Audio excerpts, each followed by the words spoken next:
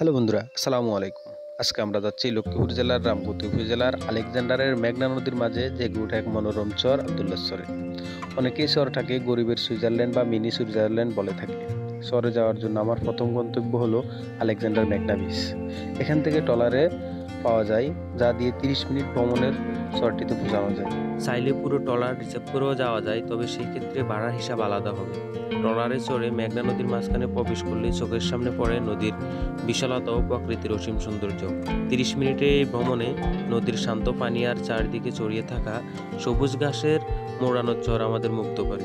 আব্দুল্লাহ চর এতটাই সুন্দর আর শান্তিপূর্ণ যে এখানে প্রায় প্রতিদিন 100 থেকে 200 জন ভ্রমণপ্রিয় মানুষ আসেন। তাদের প্রত্যেকেই এখানে এসে প্রকৃতির মাঝে একটু আরাম, মনোরম পরিবেশ উপভোগ করেন। এই জনপ্রিয়তা দেখে বোঝা যায় গরিবের সুইজারল্যান্ড নামটা মোটেও কোনো অতিরঞ্জন নয়। ভৌগোলিক অবস্থান হলো দক্ষিণে চরগজারিয়া, চরমুজাম এবং আরও দক্ষিণে গেলে মনপুরা, পূর্বে দক্ষিণ হাতিয়া, পশ্চিমে ভোলা আর উত্তরে রামগতি উপজেলার আলেকজান্ডার।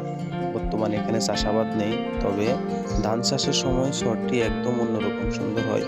শীতকালে এই চরটি সত্যিই মনকে ছুঁয়ে যায়। কারণ এই শীতকালে এই চরের পূর্ণ সৌন্দর্যটা ফুটে ওঠে।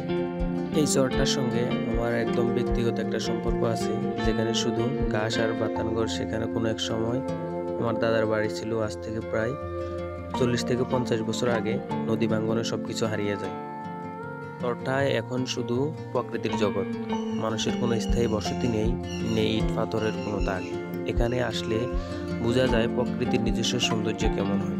আর এই খোলা চর, নীল আকাশ আর সবুজ ঘাসের সাথে মিলিয়ে যে শান্তির ছোঁয়া দেয়, তা শহরের শত শত ক্যাফে আর রিসোর্টও মিলে না। আর সবচেয়ে মজার বিষয় হলো এই নির্জন চর প্রতিদিনই মানুষকে টানছে। প্রায় 100 থেকে 200 জন পর্যটক এখানে আসেন, কেউ স্রেফ প্রকৃতির ছবি তুলতে, কেউ ড্রোন ফুটেজ নিতে, কেউ বা কিছু সময়ের জন্য নিজের মতো করে নিঃশব্দ হয়ে থাকতে। যদি আপনি পরিবার নিয়ে আসেন, তবে অবশ্যই আগে থেকে প্ল্যান করে খাবার আর পানির ব্যবস্থা নিয়ে আসবেন, কারণ এখানে কোনো দোকান, হোটেল কিংবা এমনকি ছায়া দেওয়ার গাছও নেই। তবে এই অভাবটাই যেন এখানে এসে এক ধরনের প্রকৃতির নিবিড় ঘনিষ্ঠতা তৈরি করে দেয়। চরের পাশে বিশাল সবুজ ক্ষেত আর খোলা আকাশের নিচে মহিষের পাল হেঁটে বেড়াচ্ছে, যা প্রকৃতি প্রেমীদের জন্য এক মনোরম দৃশ্য। আমরা সময়ের সীমাবদ্ধতার কারণে বেশি থাকতে পারিনি, তবে 30 মিনিটের মধ্যে এই চরটি শান্তি ও সৌন্দর্য আমাদের মুগ্ধ করেছে। আব্দুল্লাহ চর এমন এক জায়গা যেখানে এসে প্রকৃতির নিস্তব্ধতা আর অপরূপ সৌন্দর্যের মায়া হারিয়ে যেতে ইচ্ছে করে। প্রকৃতি ভালোবাসার জন্য এক অনন্য গন্তব্য। আমরা যখন ট্রলার থেকে নামলাম, তখন চারদিকটা একদম নীরব, শুধু বাতাস বইছে আর দূরে মহিষদের ঘন্টার হালকা আওয়াজ শোনা যাচ্ছে। চরের উপর দিয়ে হেঁটে যাওয়ার সময় মনে হচ্ছিল আমি যেন বাস্তব থেকে অনেক দূরে এক শান্ত পৃথিবীতে আছি। চরটা এমন এক জায়গা যেখানে দাঁড়িয়ে প্রকৃতিকে খুব কাছ থেকে ছুঁয়ে দেখা যায়। চারপাশে নদী, মাথার উপরে খোলা আকাশ, নিচে সবুজ ঘাস। এই সরল সৌন্দর্যই চরটাকে আলাদা করে তোলে। যারা ভ্রমণ প্রেমী, যারা ছবি তুলতে ভালোবাসেন, বা কেউ যদি একটু নিজের মতো করে সময় কাটাতে চান, তাদের জন্য এমন জায়গাটা একটা আদর্শ। এই শহরটা একদম নিরিবিলি, কোনো দোকান, বাজার, মানুষজনের ভিড় নেই। তাই যারা প্রকৃতির সঙ্গে সময় কাটাতে চান, তাদের জন্য এটা একেবারেই পারফেক্ট স্পট। চরের মাঝখানে দাঁড়িয়ে চারদিকে তাকালে আপনি বুঝবেন কেন একে গরিবের সুইজারল্যান্ড বলা হয়। সবুজ ঘাসের মাঠ, খোলা দিগন্ত আর শান্ত নদীর ধারা, এই তিনের মেলবন্ধন এক কথায় অতুলনীয়। এবং ভিতরে ভিতরে অনেক খাল, নাল দেখা যায়, যা সত্যি এক চমৎকার দৃশ্য। আর সবচেয়ে ভালো লেগেছে এখানকার মহিষ আর ভেড়ার পাল। তাদের চলাফেরা, বাতান করে বিশ্রাম নেওয়া, ঘাস খাওয়া, সবকিছু এত শান্ত, এত গতিমুক্ত যে মনের মধ্যে এক প্রশান্তি চলে আসে। এখানে যারা প্রতিদিন ঘুরতে আসেন, তারা কেউই নিরাশ হন না। অনেকেই বলেন একবার ঘুরে গিয়ে আবার ফিরে আসতে ইচ্ছে করে। এই শহরটা যতটা না দেখার জায়গা, তার চেয়ে অনেক বেশি অনুভবের জায়গা। আমাদের সময় ছিল সীমিত, তাই বেশিক্ষণ থাকা হয়নি। এখান থেকে ফেরার সময় মনে হচ্ছিল যেন কিছু একটা রেখে যাচ্ছি, কোনো অনুভব, কোনো শান্তি। হয়তো আবার একদিন ফিরবো সেই শান্তির খোঁজে। আমার মনে হয় এই শহরটা এখনো অনেকের কাছে অজানা। যদি সরকার বা স্থানীয় পর্যায়ে একটা উদ্যোগ নেওয়া হয়, তাহলে এটা হতে পারে একটি জনপ্রিয় টুরিস্ট স্পট। প্রাকৃতিকভাবে এটা যেভাবে গড়ে উঠেছে তা যেন একদম রিসোর্টের মতো, শুধু একটা পরিকল্পনা আর সেবা থাকলে পর্যটকদের জন্য আরামদায়ক হয়ে উঠবে। চরটাতে গাছ নেই, চারা গাছও নাই, তবে পুরো এলাকা জুড়ে ঘাসে ভরা সবুজ চাদরের মতো একটা প্রাকৃতিক আবরণ ছড়িয়ে আছে। আর ঠিক এই নির্বার প্রকৃতির মাঝেই মানুষকে বারবার এখানে টেনে আনে। যেদিন গিয়েছিলাম আমাদের সাথে আরো 15 থেকে 20 জন টিপে এসেছিল। তাদের সবার অভিজ্ঞতা প্রায় এক, একটা শান্ত জায়গা, একটা ভিন্ন ধরনের প্রকৃতি আর এক চিলতে নিঃশব্দতা। যেভাবে যাবেন ঢাকা থেকে, প্রথমে আপনাকে আসতে হবে লক্ষ্মীপুর জেলার রামগতি উপজেলার আলেকজান্ডারের, ওখানে মেঘনা বিচে গেলে ট্রলার পাবেন।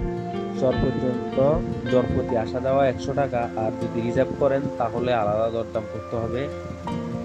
যা নিয়ে যাবেন খাবার, পানি, সানস্ক্রিন, হেড, আর যারা ছবি তুলতে ভালোবাসেন তাদের জন্য অবশ্যই ক্যামেরা বা ড্রোন, কারণ এই চরে সূর্যাস্তের সময় যে দৃশ্য দেখা যায় তা আপনি ক্যামেরায় না ধরে রাখতে পারলে আফসোস হবে। আর হ্যাঁ, বর্ষাকালে এখানে না আসাই ভালো, কারণ নদীপথ বিপজ্জনক হতে পারে। চরটা সারার সময় এক ধরনের মায়া কাজ করছিল। এই চারপাশের নীরবতা, নরম বাতাস, দূরে মহিষের হালকা ডাক সব যেন একটা আবেগ তৈরি করছিল। আমরা যে জায়গাগুলো যাই অনেক সময় শুধু ছবি তুলি, একটু ঘুরি, তবে কিছু জায়গা আমাদের ভিতরে এক অনুভব রেখে যায়। আব্দুল্লাহ চর ঠিক তেমন একটা জায়গা। চরটাকে দেখে আমার মনে হয়েছে প্রকৃতি আমাদেরকে সবসময় শেখায় কিভাবে নীরবতায় সৌন্দর্য লুকিয়ে থাকে। কোনো বিলবোর্ড নেই, না কোনো কংক্রিট রাস্তাঘাট, তবুও এতটা ভালো লাগা তৈরি হয় সেটা ভাষায় বোঝানো মুশকিল। আরেকটা বিষয় চোখে পড়লো, এখানে প্রতিদিন 100 থেকে 200 জন ভ্রমণ পিপাসু মানুষ আসে, কিন্তু তেমন কোনো সুযোগ সুবিধা নেই। অথচ একটা পরিকল্পনা আর যত্ন নিলে জায়গাটা হতে পারে দক্ষিণ বাংলাদেশের অন্যতম টুরিস্ট স্পট। যদি কেউ উদ্যোক্তা হিসেবে এগিয়ে আসে, এখানে ছোট ছোট কটেজ, গাইড সার্ভিস বা ফুড কিওস্ক বানানো যায়, তাহলে স্থানীয় লোকজনও উপকার পাবে। একটা টুরিস্ট স্পট তৈরি মানে শুধু ভ্রমণ নয়, বরং স্থানীয় অর্থনীতির চাকা ঘোরানো।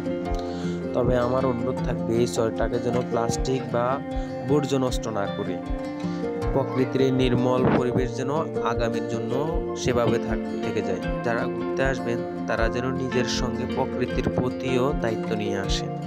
আমি নিজের চোখে দেখেছি এই চরের সৌন্দর্য। এমন জায়গায় দাঁড়িয়ে মানুষ তার জীবনের ব্যস্ততা ভুলে যায়, মোবাইল স্ক্রিন ভুলে প্রকৃতির দিকে তাকায়। তা আবার আসবো ইনশাল্লাহ। আর ইচ্ছে আছে আরো নতুন চর বা নদীর মাঝে গড়ে ওঠা জায়গাগুলো একে একে ঘুরে দেখার। বাংলাদেশের ভেতর লুকিয়ে থাকা এই রত্নগুলো আমাদের প্রকৃত ভ্রমণভূমি। যাওয়ার সময় মনে হলো আব্দুল্লাহ চর এমন এক জায়গা যেখানে এসে প্রকৃতির নিস্তব্ধতা আর অপরূপ সৌন্দর্যের মায়ায় হারিয়ে যেতে ইচ্ছে করে।